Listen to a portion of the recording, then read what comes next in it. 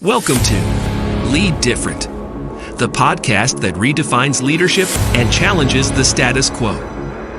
Hosted by Daniel Dominguez, founder and CEO of Why Not Leadership. This show is your compass to becoming a better leader through the power of self-awareness. Good leaders foster teams that are engaged, empowered, and energized. Join us on this transformative journey as we equip you with the tools and insights to lead different. Get ready to challenge the ordinary and embrace self-aware leadership. This is Lead Different. Subscribe now. Discover a new era of leadership. Lead different, because great leaders change the world. Well, good morning, everyone, and welcome to the Lead Different podcast. I am so excited to introduce you guys today to my guest, and you're noticing something different. He's actually sitting right here next to me. I can put my arm on him. We're doing this. This is our first live face-to-face Lead Different podcast, and what a great guest to do this with. I'm excited to introduce you guys to Edward Lujan. He is a former chairman of the Manuel Lujan Insurance Agencies. He's the founder and former chairman of current chairman of the Chairman Emeritus. Chairman Emeritus. So that's, we all know what that means, of the Hispanic Cultural Center. He's been involved in that project since 1983. It is a beautiful building, a national landmark, something that we in New Mexico and in Albuquerque are very proud of. And we wouldn't be here if it wasn't for the efforts of Mr. Edward Lujan and a bunch of people that he rallied to get that going. He's also former chairman of the State Economic Development Commission under two different governors, and a former chairman of the UNM NMSU Foundation Board, or a member of the UNM NMSU Foundation Board. And that's very important because both UNM and MSU. Yeah, that's very important because in New Mexico, just like in every state, you're either a Lobo or you're an Aggie. You're both. So how did you do that, Edward? Well, I've always been a proponent of education. First of all, I went to New Mexico State. I graduated from New Mexico State in 1950, so way before you were born. A few years. But obviously, and I live in Albuquerque, so the University of New Mexico is here. Right. So I got involved in higher education. I was on the Anderson School Foundation. Excellent. Or the part of the foundation. So, there's going to be a lot of times. You get it all together. And I, as I said, believed in education. Yes. And believe in it. And you still do. And you still support it. Yeah. Yep. And so, from my perspective, education is education. And I try to help both of them. I think it's, what I was going to say is that I was going to interrupt you, and I'm glad I didn't, but I'm going to thank you a lot because I'm a graduate of the Anderson School, probably way after you were on the board. And so many people have benefited from the contributions of Edward Lujan. So with that introduction doesn't say enough. You've done so much for New Mexico, for education, for the Hispanic Cultural Center, which is a big project for you. The other thing that I want to make sure we talk about is your family. You've raised 4 wonderful kids. We met through Jerry Lujan, who's an amazing coach and a former amazing producer in the insurance business, which you came from. But you got Larry. I think you can't say that name in New Mexico, Jerry or Larry or Edward or any of the Lujan names, without people saying, "Oh, you know them." It's a very impressive legacy that you built with your kids, with Jerry, Larry, Joe, and Luann. And you've got to be incredibly proud of the great kids you've raised. Oh, no question about it. God has blessed me so much. I had a beautiful, wonderful wife. We had 68 years of marriage. I couldn't complain of any single day that we had. My children all are successful in their own ways. And it's not just successful in business. Right. Business is very important. Take care of your family, but they were successful with their families. Right. That's, to me, your family is number one. Yes. Anyway, so I'm extremely proud of them. I'm extremely proud of my grandchildren. They're all my youngest grandchild. Right. Is now 29, so Yeah. they're all grown up. My great grandchildren have 24, I think. Great 24 great grandchildren. And one great. Wow. But they're all. I can't say enough about them. Well, it says a lot about you, Edward, and the foundation that you set. So, how we met is through Jerry, but one of the other ways that we met is your involvement in a project that Jerry's involved in called the Direction Company. Mm-hmm. And what they did is they put a class together, an online webinar that people can take, a course that they can take to review Napoleon Hill's book, The Law of Success. No question. Yeah. And so I want you to tell us about how critical, because I've heard Jerry talk about this is something you trained your kids on. And there's no doubt that this had to have an impact on their future success. So. But you also were one of the first people in New Mexico, if not the first, who gave classes on it to other people. Yeah. So tell me about how that came about. How were you introduced to Napoleon Hill and the Law of Success? That was an interesting process. You know, you did. I'm very high on motivation. I always have been. I love motivational materials. I read and still read a lot of motivational. It's kind of good for the soul type of reading. But how do you motivate people? How do you do all that? And so the first thing I found was a magazine called Success Unlimited. Mm-hmm. Okay. Written by and edited by Napoleon Hill. Okay. So I started, I got the subscription on it, and I started religiously reading that magazine I think it was either every month or every other month. Okay. And in that magazine, there was an advertisement on a book that he had written called The Laws of Success. Okay. Yeah. And I thought, man, if I enjoy this magazine as much as I do, right, I wonder about that book, right. So I ordered the book. So when the book came, it was 900 pages. Mm-hmm. Okay. It's a long, and I got it and I looked at it and I said, my Lord, when am I going to have time to read 900 right. When am I going to finish it? Yeah.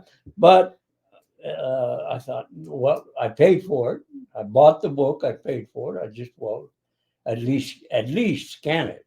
Yeah. Okay.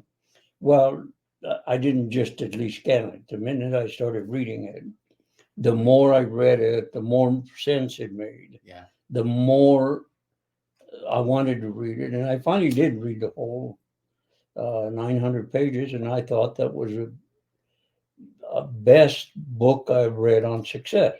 Great. The most interesting thing that book constantly says, success isn't about money. Mm-hmm. Success isn't about anything else but happiness. Mm. You have to be happy. Right. If you're not happy, there's something missing. Right. Yeah. Now, I'm not saying that you have to be happy every single minute of the day or anything else, but if you're not satisfied and happy, right. So what is success? Success is happiness. Mm-hmm. That's another word for success in whatever you do. There's an article, part of an article in there when he's talking about success, and he does it in a story way. Mm-hmm. Everything in the book is stories. Right, makes it easier to read. Yeah, and it's very interesting. Right. And he's talking about happiness, Right. And he said this story about a fellow that just couldn't find what was good for. Nothing was Right. satisfying. Yeah. So he went from job to job to job to job, and would quit every single job. Now he just couldn't find his way. Looking for happiness. Yes, Yeah. looking for something that satisfied him, and that it would. What purpose? What satisfies me? Right. Okay. Couldn't find it.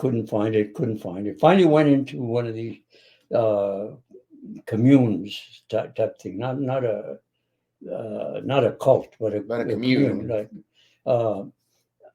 and to join it. Okay. So he goes over, talks to the minister. It was a religious thing, but and the minister tells him, well, he said, yeah, you can come in and work, but we all work here. Right. There isn't any free lunch. Right. Okay? We all work. And he said, I noticed your jobs. You just have had a lot of jobs. He said, don't know whether it'll work for you or not, but you can join us. I said, great. So he puts him in the dairy. Okay. He worked there for 2 weeks. Came back to the minister and tells him that's not for me. Just not for me. Right. He said, okay. Do you have anything else I could do? Okay. He said, yeah. He said, let me put you in the cheese factory. Yeah. Goes from there to the cheese factory. He works a couple of weeks there and comes back to him. He said, not working. He puts him on the farm 2 weeks later, not working. Nothing's working. Right. Okay. And he says, I guess I better leave. He says, there's one other job that I have. I don't know whether it fits you or not fit, but that's the last job that I have. I said, okay. He said, they also made bricks. Okay. And it comes out of the kilter. The bricks are coming. They're put into the lot to dry and okay. Right. And it's a big lot. Right. But the more bricks they make, pretty soon it starts filling up. So they have to move the bricks from where they're drying to another lot that they have for delivering for distribution. For distribution. Yeah. He said, that's it. And he says, and I've got this the only thing I have is this old broken down wheelbarrow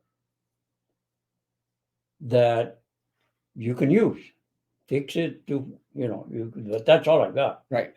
So if you can't fix that wheelbarrow, you have to do them 2 bricks at a time. Right. But anyway, he said, I'll try it. Yeah. 2 weeks later, he's still moving bricks. And the minister thought, wow, what's going on here? A month later, he's still moving bricks. And so finally he comes in to see him. Yeah. And he says, well, he says, I'm going to have to leave. And the minister says, why? He says, you haven't complained one little bit about it. You must be satisfied with what you're doing. Oh, I loved it. I was doing something that was giving, having an doing impact. something with my life. Right. He said, but we ran out of bricks. So I'm gonna have to leave. Right. The moral of the story really was he was happy at what he was doing. Right. Is that success? Yeah. Yes. Yeah. Okay, Right. that's success. Because we can define success financially. We can define success by recognition, how famous you are. Yeah. But there are a lot of famous people that aren't happy. Yeah. And there are a lot of rich people that Yeah. aren't happy. There's a lot of people that have accomplished a lot of things that aren't happy. And you accomplish what it is you want to accomplish. Right. Okay. What makes you tick? Right. What makes you successful? Yeah. What makes you come alive? Right. Yeah. There's a purpose, and again, I guess you can use a lot of words for success. Yeah. But what is your purpose Mm. in life? Well, I Okay. have a question for you about Okay. that, Ed, because Jerry he quotes you a lot. And I've had a chance to hear Jerry give talks to executives or lots of different people we work with. One of the things he credits you with is teaching him the fact that you said to him, son, your gifts are not your own. That's good. They're to be shared. And that's so important. We all have gifts, right? And I talk a lot about faith, and one of the things that I tell people that I want to do is when I get to that exit interview, I want God to say, "Well done, good and faithful servant," right? Mm-hmm. And one of the things that I feel I know will be judged on is, here's the gifts I gave you, and here's what you did with them, or here's the gifts I gave you, and here's what you did with them. Yeah. So we want to maximize our gifts. No question. But tell us what that quote means to you, because it obviously made a difference for your kids. My father was really quite a mentor to me. Mhm. I mean, you learn. He never preached, Mhm. okay, but there was always lessons Mhm. that he taught us. So I'll give you one example. When we were kids, he never belted us or anything. I mean, in my day, that's the way you got corrected, okay? But he never did that. Excuse me. If we did something wrong, and this I hated, but anyway, he had this big old chair that he sat and read the paper in. In those days, there was no TV or anything. Right. There was radio, but he had this big chair, and they had this huge footstool. Okay. Okay. So if we did anything wrong, you'd have to sit in that footstool, and he'd start in on, well, what did you do? Mm-hmm. Okay? And very matter of fact, what did you do? And he went on and questioned why'd you do it? Yeah. Go on. And in my mind, Right. I'd sit there and I said, why don't you just beat the hell out of me and be done with it? Right. Okay? It would have been easier, right? Oh, Yeah, absolutely. But the interesting at the end, yeah, there was one question that he always asked us and made us answer it. Mm-hmm. Did it serve any useful purpose? Mm. And just Yeah. he wouldn't say any more. He'd answer it. Yeah. I don't care what you did. That was the last question he asked. Did it serve any useful purpose? Wow. But it was an impression on us. But many things he said. But one of the things he told us always. Yeah. He says the talents that the good Lord gave you aren't for you. Mm-hmm. They're to serve others. Right. They're to make your community a better community. Yeah. They're to help people that are in need. They're to serve others, not you. Right. Yeah. So if you haven't done that, right, in his mind, you're not successful. Right. You're not doing what the good Lord said to do, and even said and quoted that for us in the Bible. Yeah. It says the Lord, they asked him, what are your commandments? Right. And he said, the two most important commandments are to love God with all your might, right, and all your being, and love your neighbor as yourself. Right. Those are the two. Even the 10, you take the 10, Right. and these are the two most important ones. Right. Okay. So all of that, and that's it weaves down Right. to where you're here. In my mind, you're here to make the world better than when you came in. Leave it better than you found it. Yeah. When you've certainly done that. I can tell you here, it's great to hear that it came from your father, and then you passed it on to Jerry. And you mentioned your grandkids. I haven't experienced all of them, but I've experienced Kelly, and she's amazing also. Yes, she is. Incredibly brilliant. Just an amazing representation for your family, as is Jerry and the rest of your kids. So you leave a lasting legacy. Tell us the story about how because you obviously gained a lot from reading Napoleon Hill's book, The Law of Success. Mm-hmm. But then you started once again, you had a gift. Well, maybe your gift is you were able to read this and glean the lessons from it and then share them. It's because you did that. Jerry talks about, or you talked about it in the Direction Company video about you started doing these lunch and learns. Tell us how that went. And what year was that? It was so impactful to me. Yeah. And I in my earlier life, I was a school teacher. Okay. But it was very impactful to me. So I started a class in my office, first of all, with my family. Okay. And I had a lot of them. A lot of my grandchildren were coming in. Right. My boys were there, and So I started a class, luncheon class. Okay. And it's on their own. They brought their own lunch at noon. Right. And that's when I told them to go through the laws of success. Right. These, and I would tell them, I found these to be what I needed. Right. Okay. And how, and in them, how do we I don't know how do we put them into practice? Yeah. Okay?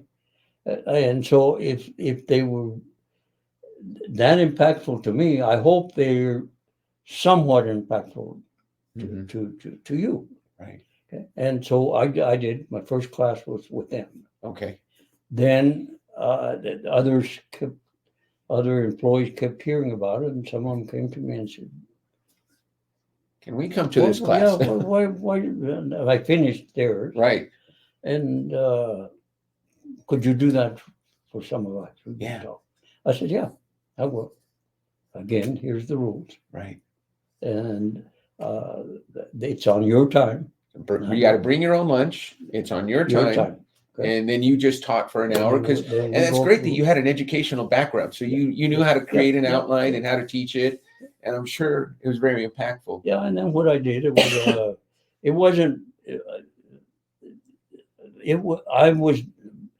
I didn't act as a teacher in the sense that I'm teaching you something. Right. Okay.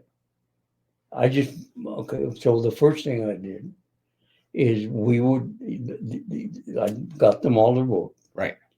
And they had to read the chapter we were going to go on. Right. Okay. If they didn't read it, it was very difficult for them you couldn't follow, to participate. Right. Okay. But, so they would read it. Right. And then the first part of the meeting was tell me what you got out of it. Not tell me. Tell everyone. What you got out of it. Right. Yeah. And so each one got and it was very interesting. Each one got something different out of it. Yeah. So what went on is they learned more than just reading the book. Right. Because they were listening to somebody that got something different than they did. Right. Okay. So yeah. And we go through and I purposely did it. Classes were every 2 weeks. Right. because you have to absorb. Right. Then the 2 weeks in between.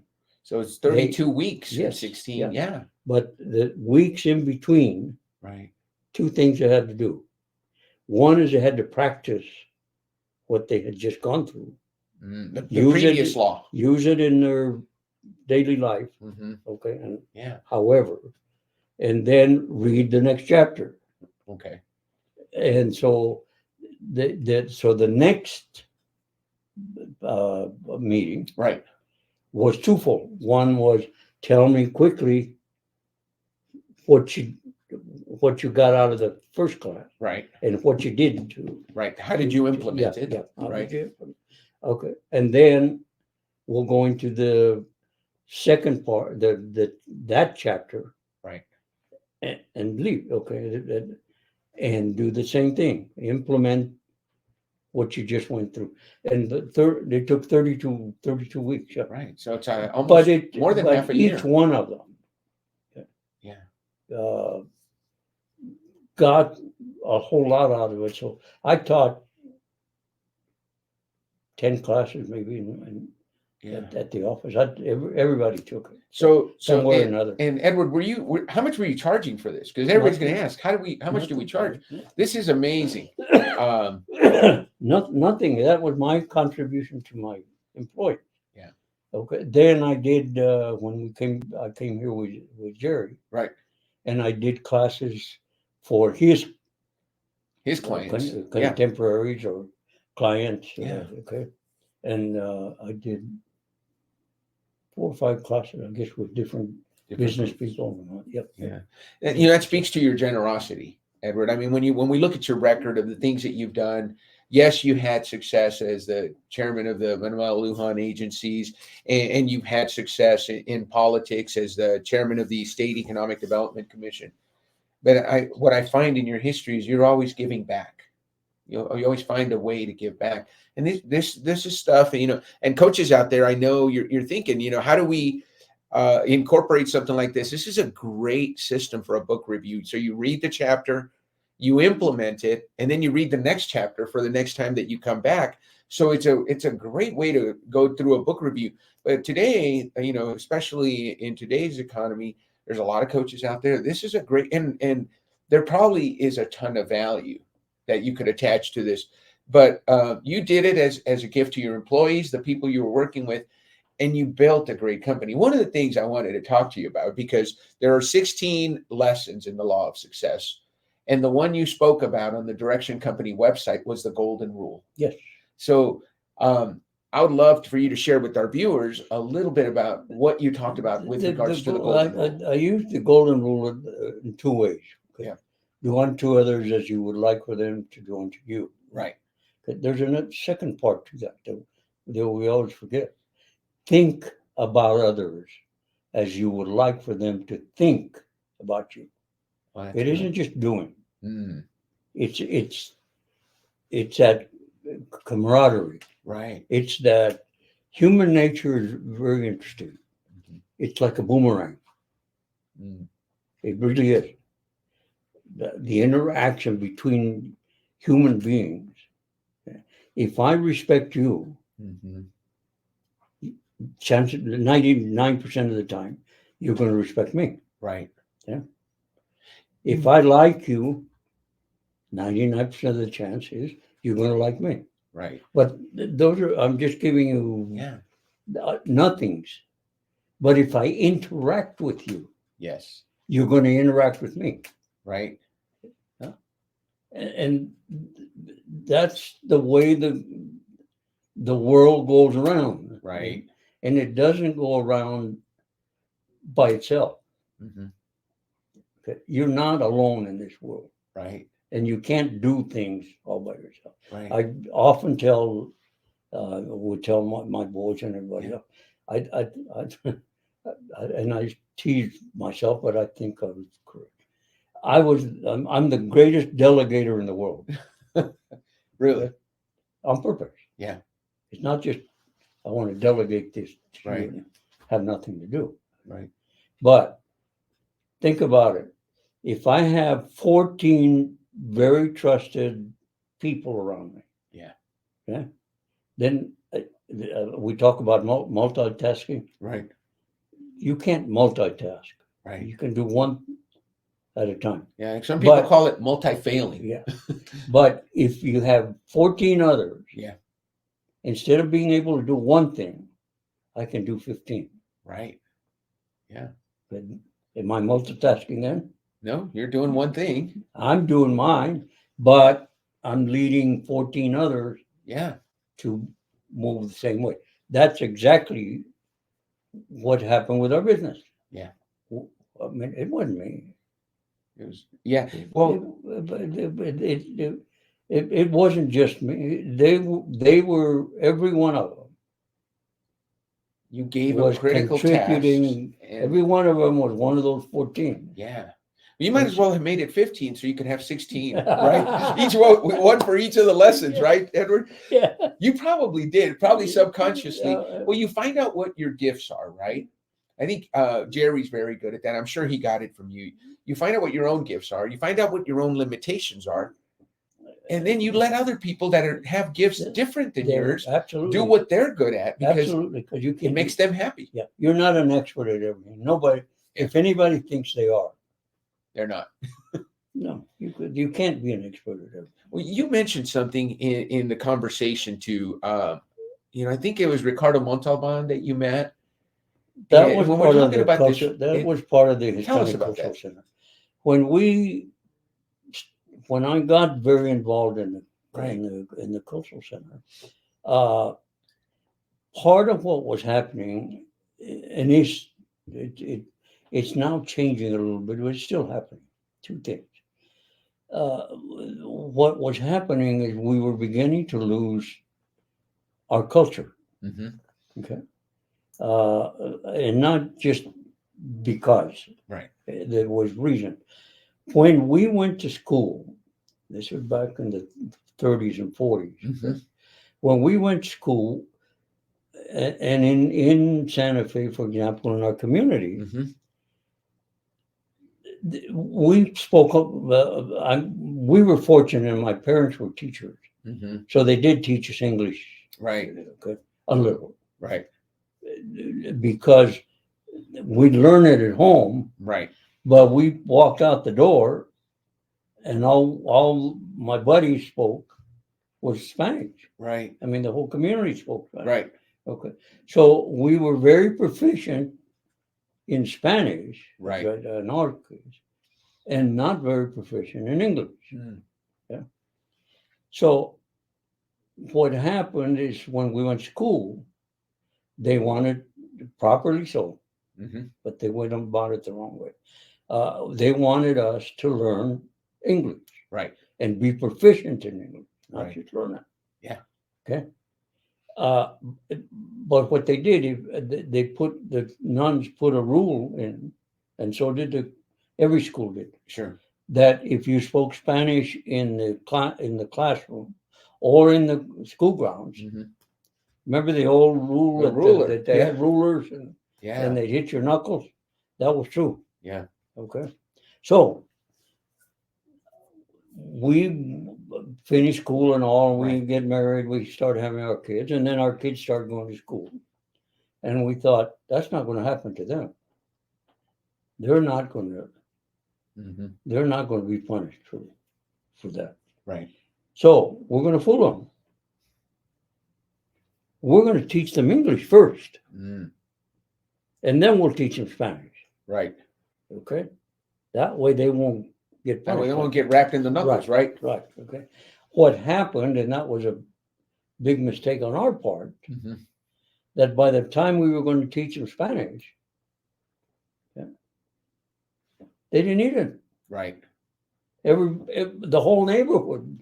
It wasn't just us. Right. All the parents, Everybody spoke English. and didn't need. Right. They really didn't need this. You needed it because when you got out of school, everybody spoke Absolutely. Spanish. Absolutely, we grew up with it. Okay, Right. but they didn't need it anymore. Right. And so it was very, very hard to teach them to them. I'll give you an example. My children can understand it well. Right. Okay, my children. But they don't speak it very much because they speak it like we like to call in Spanish, mucho. Yeah, all mucho. Yeah. Yeah. Okay. So they don't speak it very much. The problem is that when it got to their children, they couldn't teach their children Spanish. Right. Okay. Right. Because they couldn't speak it well themselves. Right. Here, and so they don't know Spanish. They don't understand it either. Mm. So what happens to the next generation? Mm-hmm. Yeah. And then what's going to happen is my great grandchildren don't even know they're Hispanic. Right. They lost their they've got culture. they've got the name. But Right. they lost their culture. Right. They have no idea. And I don't care which culture it is. Right. If you lose your culture, you lose part of you. Right. Okay. Yeah. So that was the first reason I got so involved. Yeah. Okay. Then you talked So about there's a Ricardo story about Montalban. Ricardo, yeah. Okay. So Ricardo Montalban, the actor, came to Albuquerque to speak to the Hispanic Chamber at their annual banquet. And his talk was about diversity. Yeah. He was just as good a speaker as he was an actor. I mean, Right. he was really. But he started his speech out and said, when I came to the United States, he said, I met a good friend. And now I want my mother to meet that friend. Yeah. And what he was really talking about until he really got started. Right. It wasn't connected.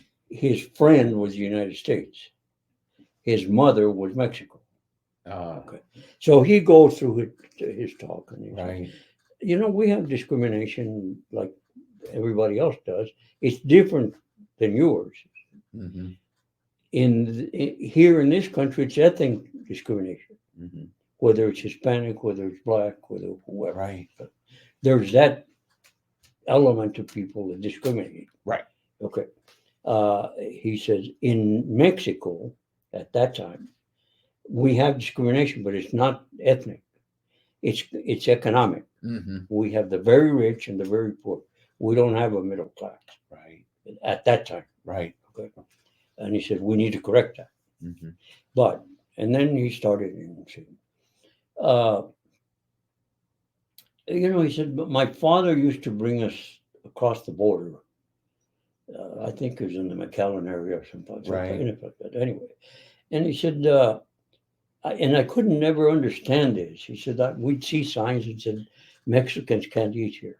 Mm. Mexicans can't sleep here. Right. Mexicans can't get gas here. They got to go across the tracks. Mm. And he said, I never could understand it. And when he started that, I thought, oh, no, don't go there. I said, really, this land, if we realize it, is the land of opportunity. It Right. truly was. Right. It is. And I said, if you start with this poor mean, Right. you're just putting chips on your shoulder. Right. And I said, and pretty soon there's enough chips there that you can't run. Mm. And then you get more chips on, and then you can't walk, and you're done. Right. No more education, no more opportunity, no more. Okay. I said, that's not. But I said, so in my mind, I was saying, You didn't like where Don't the do speech that. was going. don't do that. Right. But then he stopped. And he said, I'm going to tell you something, and then I'm going to repeat it once. That's all I'm going to tell you. He said, I have never been discriminated against by someone who knows me. Mm. Yeah. And then he repeated it, and I thought, that's what the Cultural Center is all about. Mm. That's who we are. That's what, okay? If we begin to, I talked about the boomerang to start Right. with. Right. Okay? If I teach you my culture, Mm-hmm. okay, you want to talk about yours. Mm-hmm. Right. Human nature. Yeah. Okay. So if we can get people to learn each other's cultures, Yeah. can you imagine what this world would look like? Yeah. Much different. And that is so Okay. true. Much different. Yeah. And so when I talk about the cultural center, it's not just for Hispanics. Right. It's about Hispanic culture Right. for everybody, Yeah. not just Hispanic, for everybody. Yeah. And if we can do our part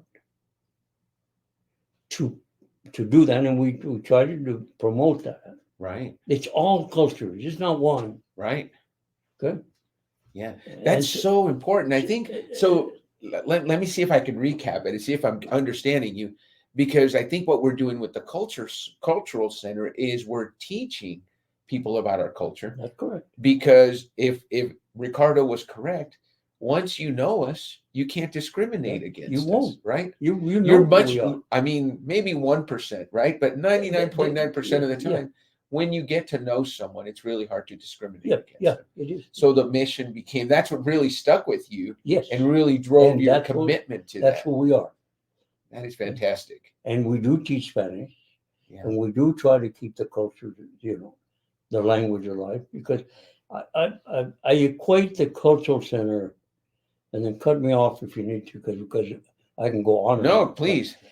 I equate the culture. I equate culture, Mm-hmm. anybody's culture, Right. like a four-legged stool. Okay? It's about its food. Mm-hmm. I don't care whether it's Greek food, Hispanic food, Right. whatever. Okay, it's about its language. Mm-hmm. It's about its history, and it's about its art. Beautiful. Those are the four things. Right. The reason I equate it to a stool, Mm-hmm. four-legged stool, if you lose one, Mm-hmm. which we were doing with our language, Right. okay, you still have three Three legs. parts Right. to that stool. It'll wobble, but it'll stand, Right. because it's got three. Right. If you lose two, it can't stand Right. with just the two. Right. So pretty soon what happens is that stool will stumble Right. and fall down, right? Yeah. And then pretty soon it's getting in people's way. Yep. So you discard the stool, and pretty soon you've discarded. So you've Culture. lost the culture. You've lost culture. You've lost the culture. Okay. That is so good, Edward. And- Thank you so much So for sharing that. No, here's another one, a question. And for those of you out there, this is such a great opportunity to speak to someone who has lived a great part of the 20th century, and now you're into the 21st century. Here's what I wanted to ask you about, because you were very successful in your business. But one thing you did that not a lot of people are able to do is you brought your family into the business. And here's what's really nice is when I see your family, there's harmony. Whether they're still in the business or no longer in the business, whether they were in it before the business was sold, or they're still in it today, but all four of your kids were involved. Mhm. And there's still harmony. You've got grandchildren and great grandchildren. I hear about the reunions. Everybody still loves grandpa, right? What's the secret to being able to bring your family into the business and maintaining that harmony? because I mentioned to you the 14, Mm-hmm. okay, and mentioned to you that those 14, I didn't make the business successful. Mm-hmm. It's those 14. Right. That's just a number, but Right. it's those 14 that made it successful, and they made it successful together. Mm-hmm. There was 6 of us in the family. I had 4 kids, Right. and Virginia and I, okay, and that was the central theme in the family. I don't make the family great.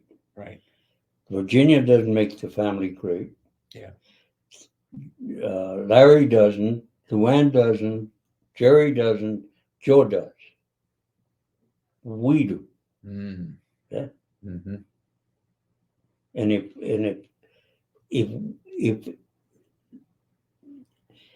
if there's no harmony between the six, Right. I'm not saying that you're not going to get into arguments. Sure. I'm not saying you're not going to do something wrong and you're punished. I'm not saying that. Right. I'm saying there's harmony. Right. Okay. And if there isn't harmony in anything, Mm-hmm. there can't be connectivity. Right. I was involved in politics as all of us have been. But one thing my father, again, used to tell us, and we were very strong Republicans. Okay? Yes. And we ran for offices and we did this and that. But he'd say, on election day, on election night,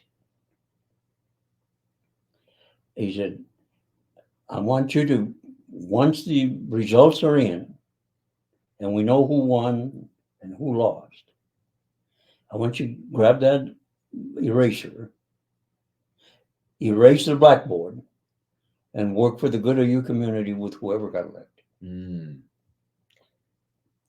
That is great advice today. Yes, you did. And that's what makes this world go round. It isn't one person.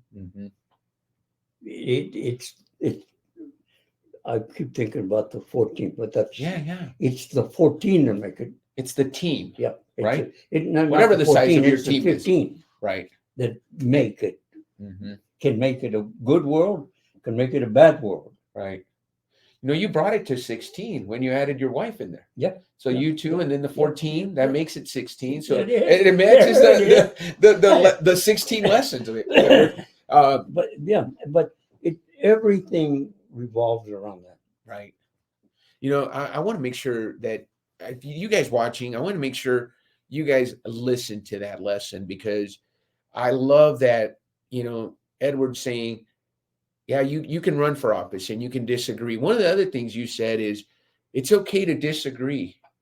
It's not okay to be disagreeable. That's right. You can agree to disagree. Right. But never be disagreeable. Right. And I think that's so important.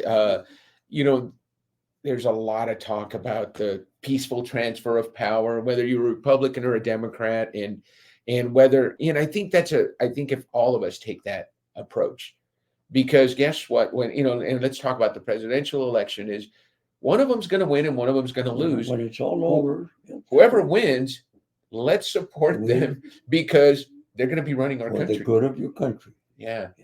That is. It's gotten away from us a little bit, but that's the way it used to be. Yeah.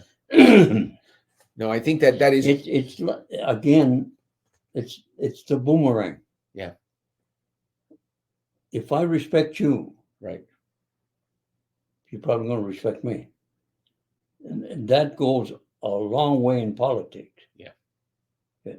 And if you respect me and I respect you, you'll listen to what I'm going to say. Right. And I'll listen to what you're going to say. Yes. We may disagree. Yeah. But I'll listen. Right. Okay. And at some point, you come together. Yes. Yeah, okay. And that's what we call compromise. Yeah. That's what life is all about. Yeah. I agree. Edward, I want to have you address the viewers real quick, and I want you to if you had to give a message to all of us out there, you're in your 80s, you've lived a long time. I'm in my 90s. You're in your 90s? 92. 92 years old, you've lived a long life. If you had one piece of advice for today's generations that are out there living, some of us very passionately, our political beliefs, what advice would you give to people that are living through this election cycle right now? The thing that we have lost, and I'll go into what we could be. The thing that we have lost is respect for my opinion, and vice versa. When you begin to lose respect for my opinion, you're also losing respect for me. Okay? And when you lose respect, you lose that connectivity. You're not connected anymore. Right. You're this way. Mhm. Yeah. That can't happen in this country, or shouldn't happen in this country. I've been to a lot of countries in my lifetime. Okay? There's nothing, honestly, there's nothing to compare to what we have here. Some that I've been to were great countries. I love visiting, but they're not here. This country is unique, and what we are beginning to lose is respect, pure and simple. And you lose that. So what You're advice not would you, connected anymore. yeah. Talk What about advice would you give us, the people that are listening, what advice would you give us to get that respect back?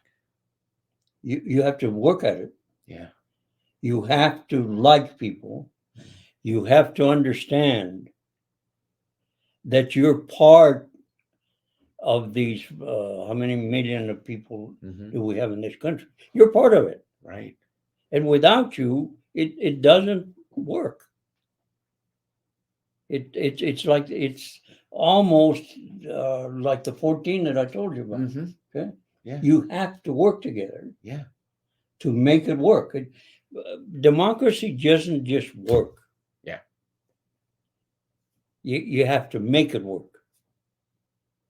And Love it. you make it work by respecting each other, and not everything that you want is going to be done.